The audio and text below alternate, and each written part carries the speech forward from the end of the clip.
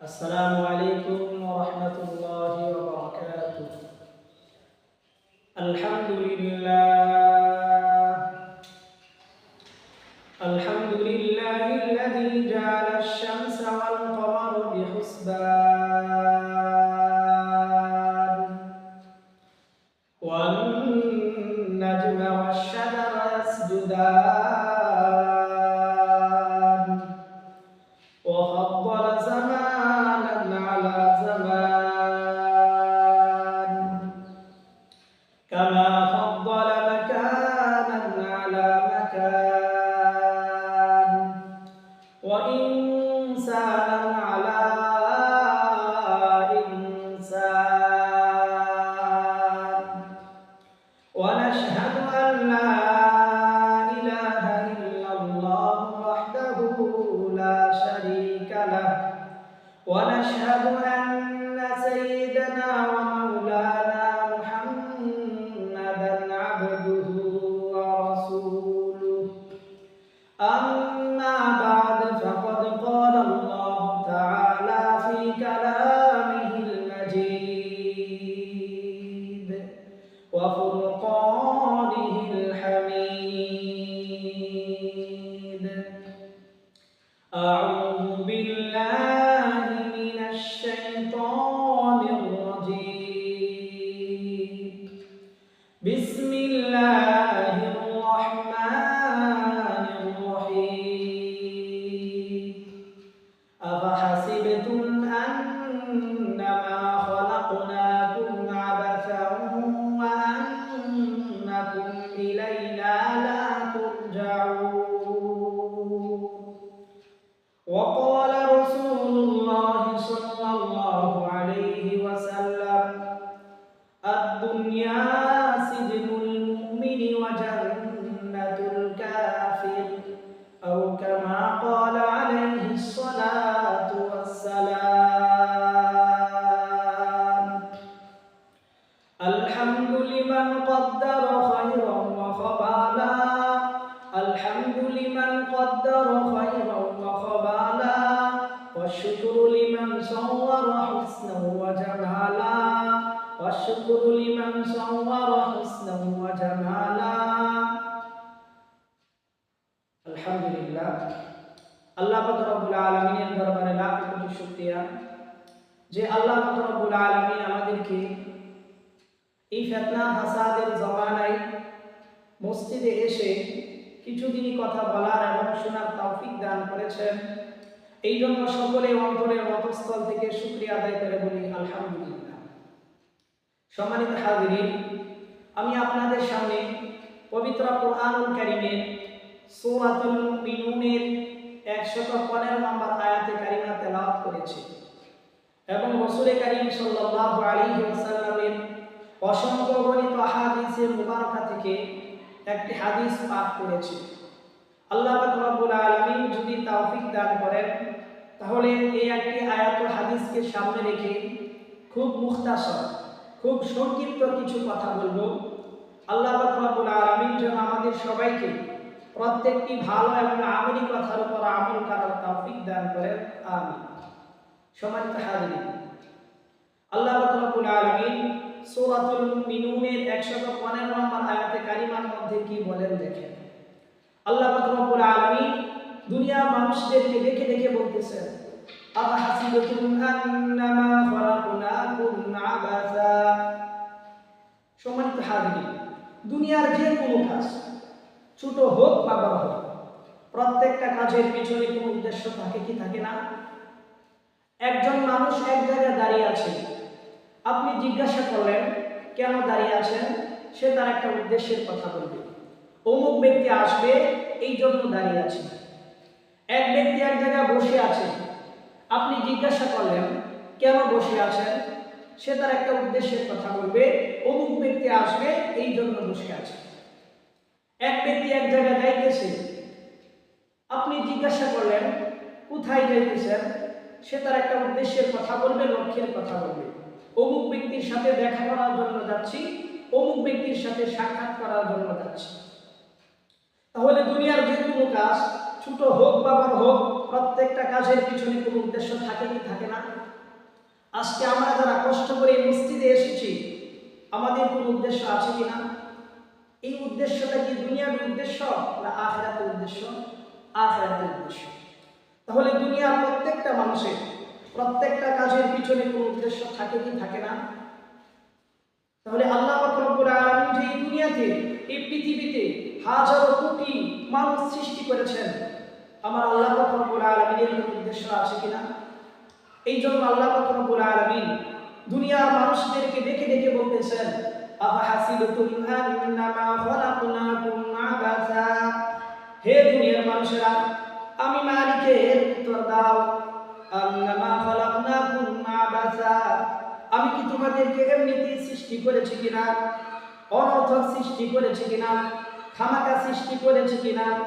ওয়া আন্নাকুম ইলাইনা লা তুরজাউন, এবং তোমাদেরকে আমি মালিকের কাছে ফিরে আসতে হবে না, এমনটা ধারণা করেছো কিনা?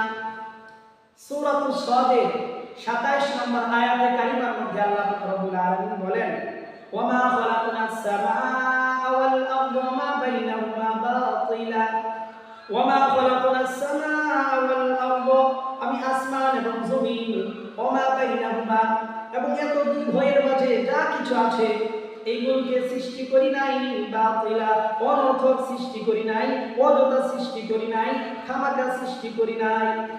তাহলে আসমান এবং জমিন এবং এত দুভয়ের মাঝে যা কিছু আছে, এই সবগুলো তৈরির পিছনে আল্লাহ রাব্বুল আলামিনের কোনো উদ্দেশ্য আছে কিনা?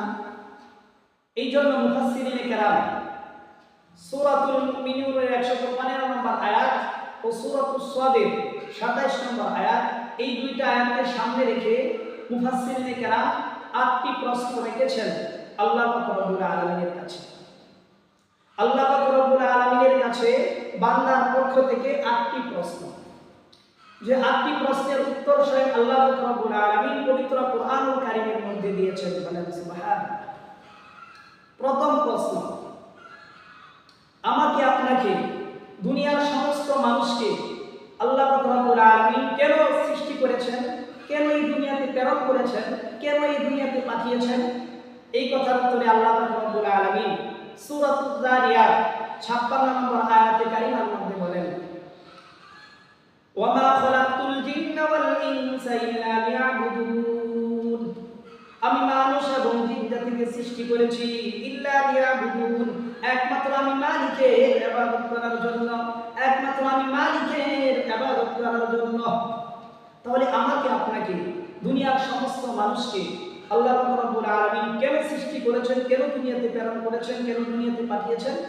আল্লাহ রাব্বুল আলামিন জানিয়ে দিলেন, ইল্লা লিয়াবুদুন, আমি মালিকের ইবাদত করার জন্য। তাহলে আমাকে আপনাকে দুনিয়ার সমস্ত মানুষকে আল্লাহ রাব্বুল আলামিন দুনিয়াতে প্রেরণ করেছেন, দুনিয়াতে পাঠিয়েছেন আল্লাহ রাব্বুল আলামিনের ইবাদত করার জন্য। এরপরে মালিকের কাছে, আল্লাহ রাব্বুল আলামিনের কাছে 2 নম্বর প্রশ্ন, যেহেতু আমাকে আপনাকে দুনিয়ার সমস্ত মানুষকে আল্লাহ রাব্বুল আলামিন এই পৃথিবীতে পাঠিয়েছেন, এই দুনিয়াতে পাঠিয়েছেন ইবাদত করার জন্য, তাহলে হে আল্লাহ, আমি আপনার ইবাদত করব কতদিন? দুনিয়ার সমস্ত মানুষ আপনার ইবাদত করবে কতদিন? এই কথার উত্তরে আল্লাহ রাব্বুল আলামিন সূরাতুল হিজরের 99 নম্বর আয়াতে কারিমার মধ্যে বলেন, ওয়া'বুদ রাব্বাকা হাত্তা ইয়াতিয়াকাল ইয়াকিন, হে দুনিয়ার মানুষেরা, আমি মালিকের ইবাদত করতে হবে হাত্তা ইয়াতিয়াকাল ইয়াকিন, মৃত্যুর আগ পর্যন্ত। তাহলে আমাকে আপনাকে দুনিয়ার সমস্ত মানুষকে আল্লাহ রাব্বুল আলামিনের ইবাদত করতে হবে কতদিন? আল্লাহ রাব্বুল আলামিন জানিয়ে দিলেন, হাত্তা ইয়াতিয়াকাল ইয়াকিন, মৃত্যুর আগ পর্যন্ত। এরপরে মালিকের কাছে, আল্লাহ রাব্বুল আলামিনের কাছে 3 নম্বর প্রশ্ন,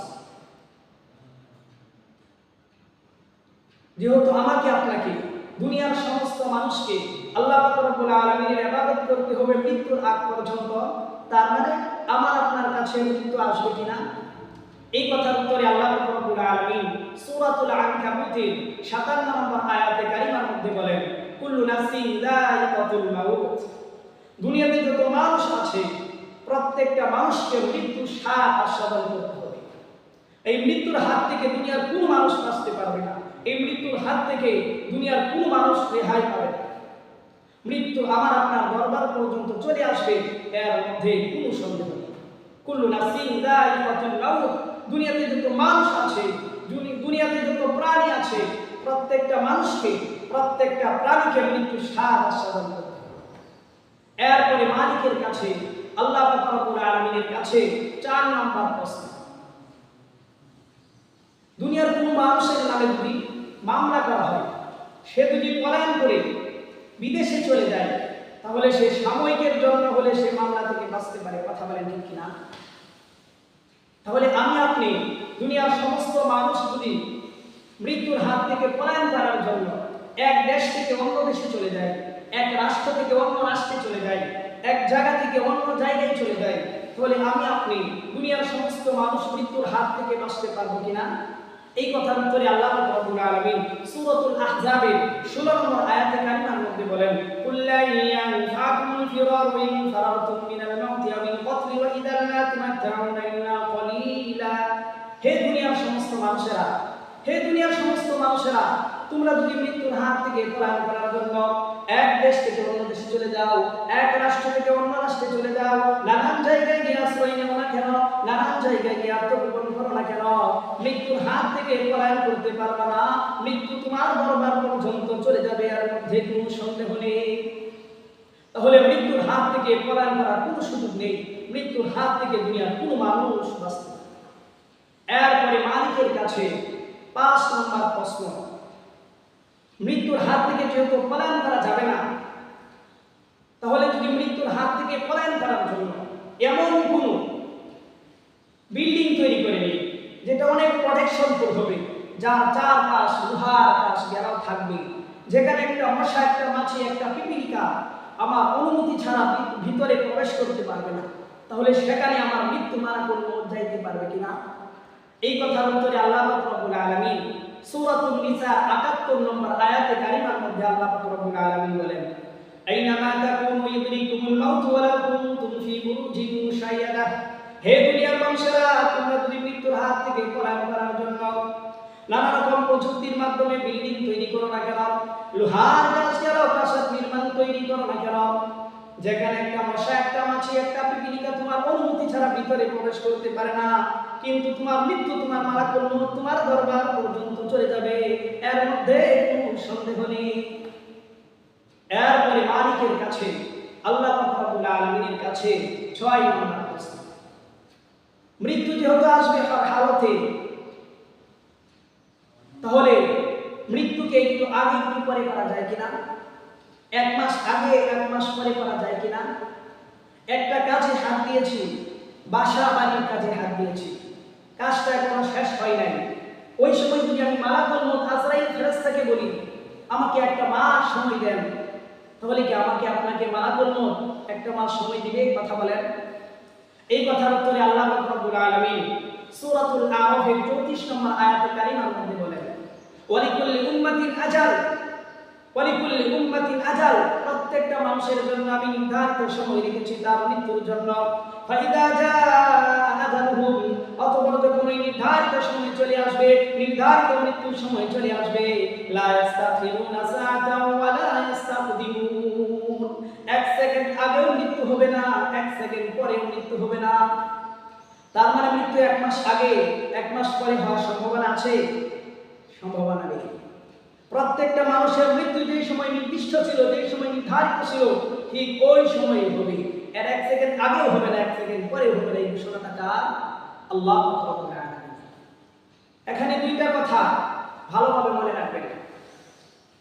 আমাদের দেশে অনেক সময় কোনো মানুষ মারা গেলে, কোনো মানুষ অল্প বয়সে মারা গেলে তার নামে ব্যানার, ফেস্টুন, কার্ড ইত্যাদি বানানো হয়। ব্যানারে লেখা হয় অমুকের অকাল মৃত্যুতে আমরা গভীরভাবে শোক। বলেন এমনটা লেখা হয় কিনা? ইমান বিধ্বংসী কথা। সম্মানিত হাজিরিন, কোন মানুষের মৃত্যু অকালে হয় না, প্রত্যেকটা মানুষের মৃত্যু তার কালে হয়, যথা সময় হয়।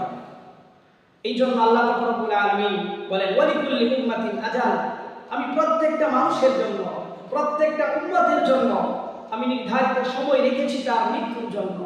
ফাইদা জাআ আজালুহুম, অতঃপর যখন ওই নির্ধারিত সময় চলে আসবে, ওই নির্ধারিত মৃত্যুর সময় চলে আসবে, লা ইস্তাখিরুনা সাআতাও মৃত্যু হবে না, 1 সেকেন্ড পরেও মৃত্যু হবে না। সুতরাং তার মৃত্যু যে সময় আল্লাহ রাব্বুল আলামিনের কাছে নির্ধারিত ছিল ঠিক ওই সময় হয়েছে।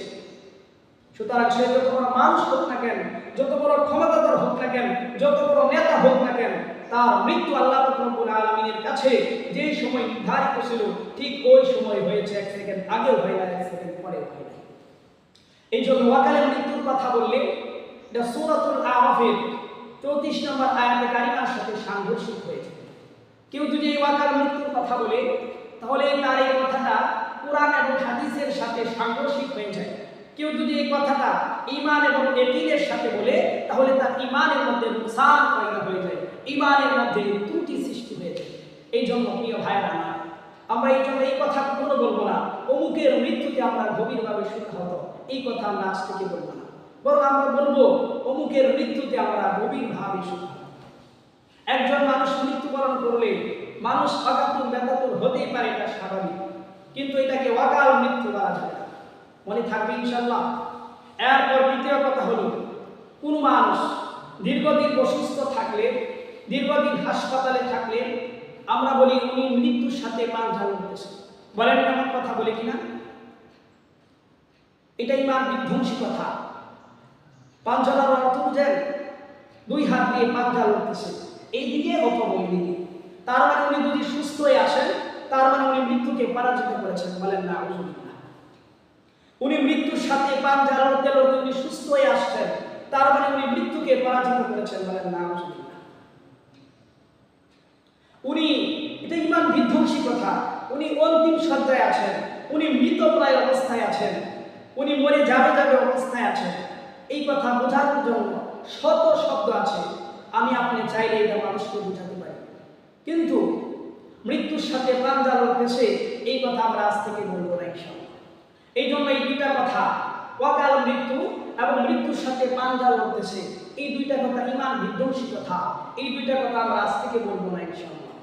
আল্লাহ পাক রব্বুল আলামিন আমাদের সবাইকে কোরআন এবং সুন্নাহ অনুযায়ী নিজেদের আকীদাকে স্বচ্ছ রেখে ঈমান বিধ্বংসী সমস্ত কথা বুঝে না বুঝে মারা থেকে বেঁচে থাকার তৌফিক দান করুন, আমিন।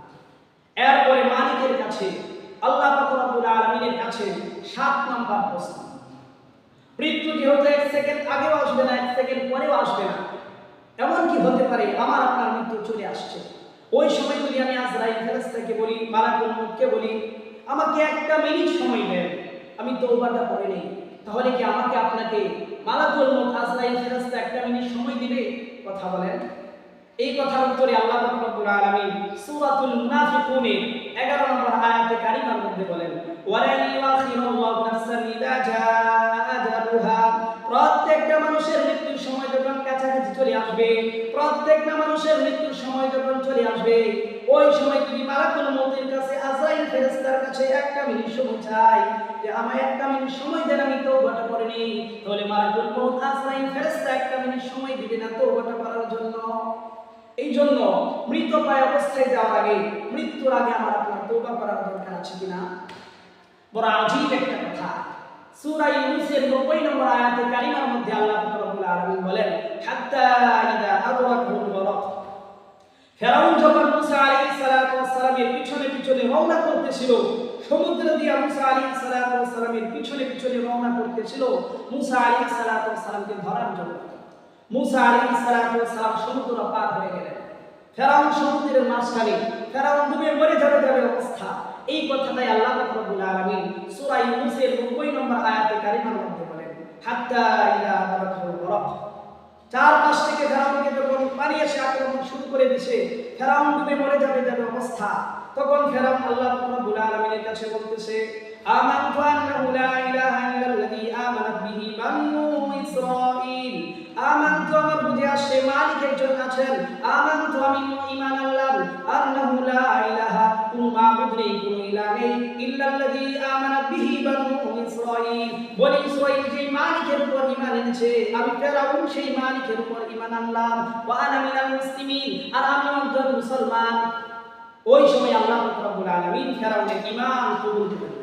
এই জন্য আমার আপনার দরবারে যখন মৃত্যু চলে আসবে, আমার আপনার দরবারে যখন মালাকুল মউত চলে আসবে, মৃত্যুর সম্মুখীন হয়ে যদি আমি আপনি তওবা করি, তাহলে ফেরাউনের ঈমান যেমন আল্লাহ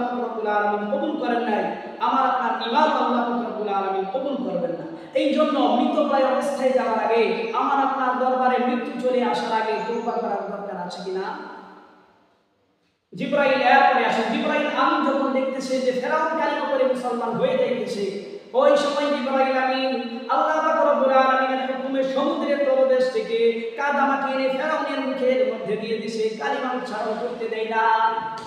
এই জন্য মৃতপ্রায় অবস্থায় যাওয়ার আগে, মৃত্যুর আগে আবার আপনার তওবা করার দরকার আছে কিনা? এরপরে মালিকের কাছে, আল্লাহ পাক রব্বুল আলামিনের কাছে 8 নম্বর প্রশ্ন। মৃত্যু যেহেতু আসবে, তাহলে মৃত্যু থেকে বাঁচার কোনো গ্যারান্টি আছে কিনা, অথবা মৃত্যু থেকে বাঁচার কোনো এমন কোনো নিরাপদ পদ্ধতি আছে কিনা? এই কথার উত্তরে আল্লাহ পাক রব্বুল আলামিন সূরাতুল জুমআ 8 নম্বর আয়াতে কারিমার মধ্যে বলেন, কুল ইন্নাল মাউতাল্লাযী তাফিরুনা মিনহু ফাইন্নাহু মুলাকীকুম। হে রাসূল কারীম সাল্লাল্লাহু আলাইহি ওয়াসাল্লাম, আপনি মানুষদেরকে জানিয়ে দিন, তোমরা যদি মৃত্যুর হাত থেকে পলায়ন করার জন্য দুনিয়ার মানুষের কাছে হাজারো তরিকা অনুসন্ধান করে মৃত্যুর হাত থেকে পলায়ন করার জন্য চেষ্টা করো না কেন, মৃত্যুর হাত থেকে পলায়ন করতে পারবে না। ফাইন্নাহু মুলাকীকুম, মৃত্যু তোমাদের সাথে সাক্ষাৎ করবে, তোমাদের সাথে মুলাকাত করবে, এর মধ্যে কোনো সন্দেহ নেই। এই জন্য পৃথিবীতে যত জাতি উপজাতি আছে, এরা আল্লাহকে অস্বীকার করে কিন্তু মৃত্যুকে অস্বীকার করে না।